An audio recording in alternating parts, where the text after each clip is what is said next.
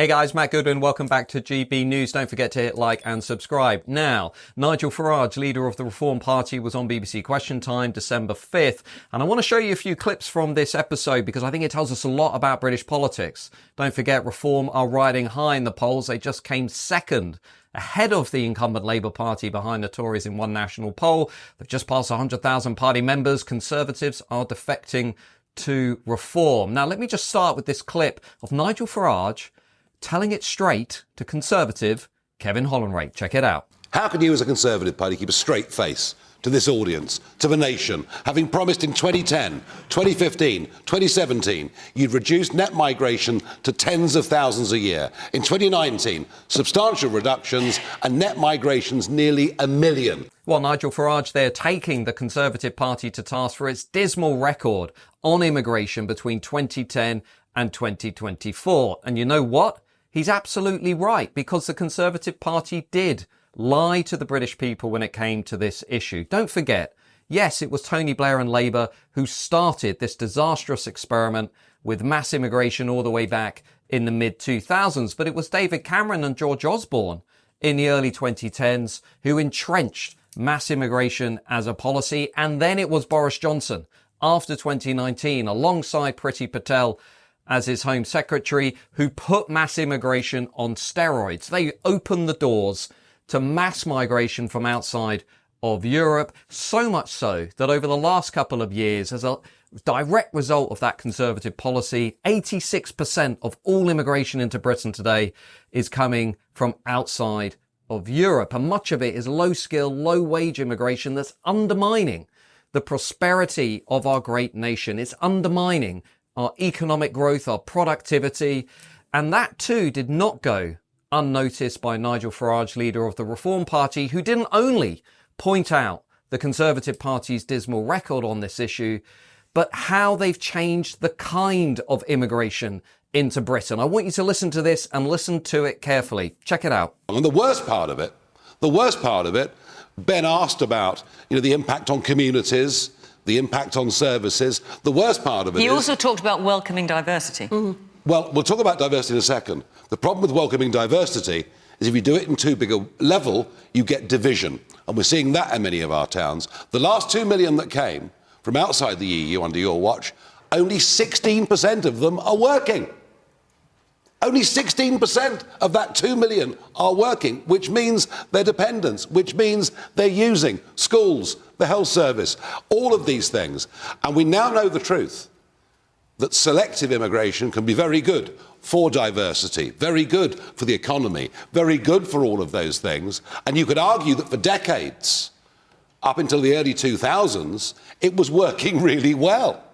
But now, not only is it a catastrophe for people's way of life, not only does it deny them access to services, mass immigration is making Britain poorer. And the fact that Keir Starmer today doesn't seem to think it's a priority shows you that with these two parties, it is only going to get worse. Nigel, you'll be honest with people. We need a complete.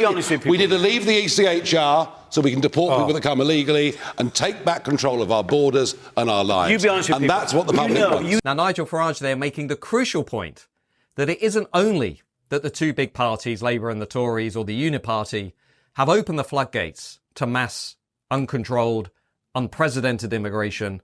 He's also making the critical point that they've changed the type of immigration into Britain. Because what they've done is they've done the opposite of what they promised you, the British people, after the Brexit referendum. You might remember, whether you're on the left or the right, you might remember political leaders saying, well, if we left the European Union, we'd get high-skill, selective, controlled immigration that would drive prosperity in our country.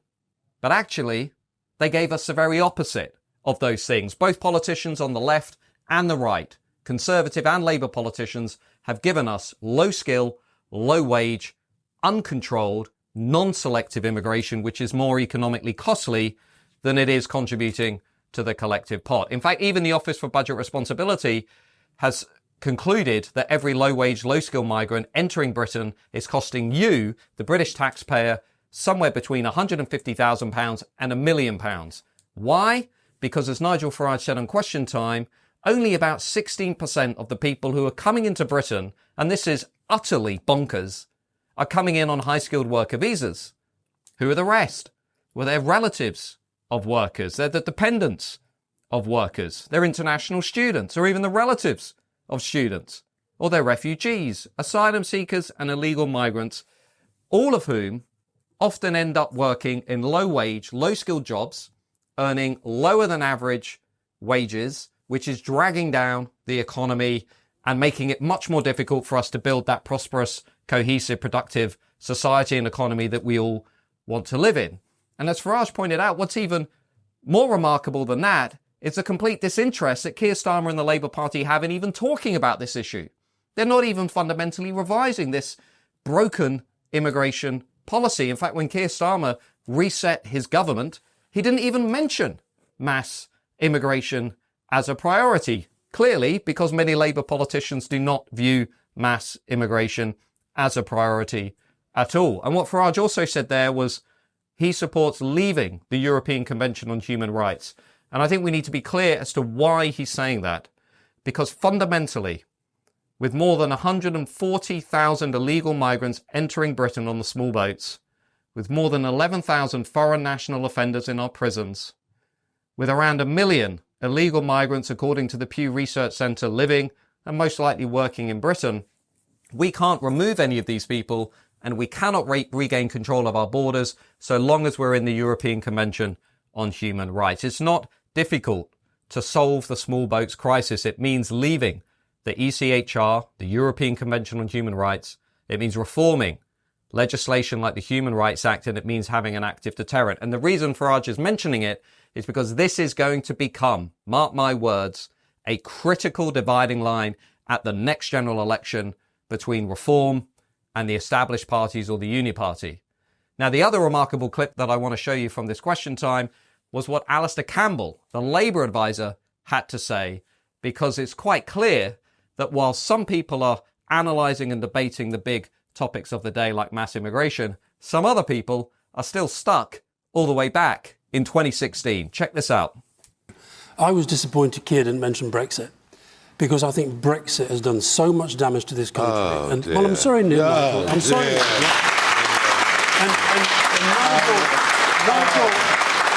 Nigel doesn't want to accept. You are the worst loser in history, Alastair. No. Get over it. It's 8 years ago. Nigel, move on. No, you won. It's done. You're the worst winner. It's done. Because you've never taken responsibility for what you've won. It's done. No, we're independent. We're free, and we're not part of that eurozone that's collapsing around its ears. I'll tell you what you are. Rejoice. We're out. I'll tell you what you we're free. Well, dear, oh dear, Alastair Campbell there reflecting much of the elite class in this country by being unable to see beyond Brexit. Everything coming back to that Brexit derangement syndrome that we've become used to when looking at the elite class for much of the last 10 years. And I don't know about you, but Alastair Campbell, to me, just looked completely old-fashioned. He looked like he's not moving with the times and talking about the new issues of the day, like how things such as mass immigration are changing our economy.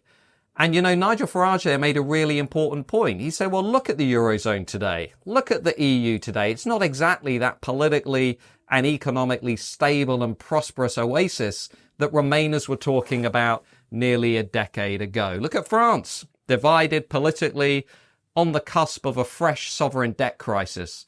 Look at North and South, divided economically. Look at East and West, divided culturally. And look at the European Union, recently bogged down in a massive corruption scandal and still nowhere near as democratic as our institutions here in Britain. And why do I say that? Because remember, there is no meaningful competition for executive office in the European Union. That's why it's got that big democratic deficit at its heart. It's not a proper democracy like we're a proper democracy, and don't you ever forget it. And these are all reasons why millions of voters across the continent, including here in Britain, are fundamentally frustrated and fed up with the established political class. And there was one guy in the Question Time audience who I wanted to share with you. I want to put this clip in front of you because I think he, according to the opinion polls, is now speaking for 1 in 4 Brits. Check this out. I feel that we've had Tory governments, we've had Labour governments in my lifetime. They've all lost control. I feel like there's only one party that's going to control immigration in this country, and that's Reform. Now, what that guy was saying, which I think is important, is that actually the established left and right in Britain and many other Western democracies today has simply become indistinguishable. They're the same. They are committed to the same broken consensus in the corridors of power. Mass immigration, a big state, big regulation, big tax, big debt, big on woke, big on everything and anything except the British people.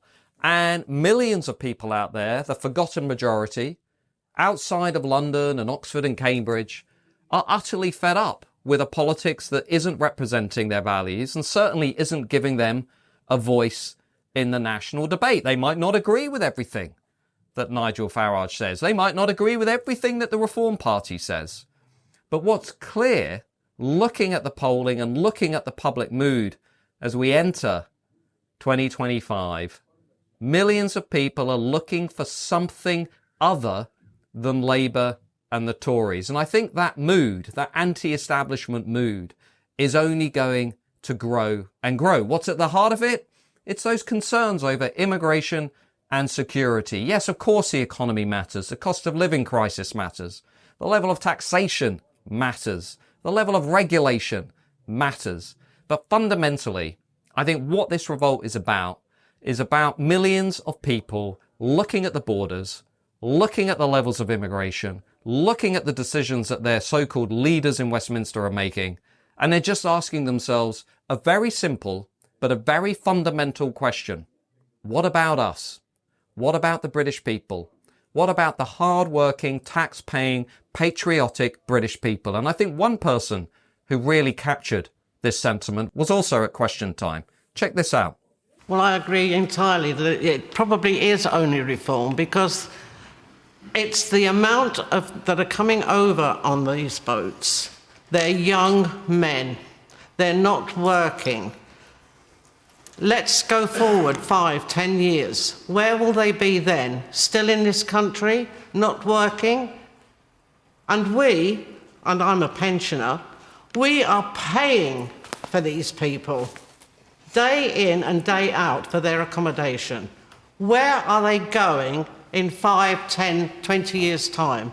So can I ask you, do you think there are any grounds on which people should be able to come here and claim asylum? The only grounds that I think that people should be allowed to come into the country is if they had the sufficient qualifications to do the jobs that we probably need. And as far as asylum goes? I don't believe in any asylum. I really don't. I think we have taken more than our fair share in this country. I feel very sorry for the little towns, little villages that these people have been put, where people have lived all their lives and they're frightened. And you know, it's easy for people in the BBC, the elite class, to laugh and mock and insult ordinary men and women like that. But actually, she's speaking for a large majority of people in this country who want the borders to be controlled, who don't want their towns and their villages to be overwhelmed by rapid immigration from outside of Europe. And she's simply conveying this fundamental point that I think runs through much of British society today, which is that people simply want to feel secure and safe in the country that they call home. That's not too much to ask. Labour and the Conservatives might laugh at people like that. They might call them bigots or garbage or cranks or racists. But most people in Britain do fundamentally agree with that perspective, that they are hard-working, tax-paying people who deserve to be treated with respect and decency by the very people they elect to represent them in the institutions and the corridors of power.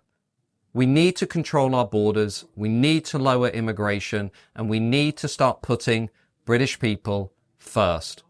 Thanks for listening. Matt Goodwin here on GB News. Don't forget to hit like and subscribe. I'll see you soon. Bye-bye.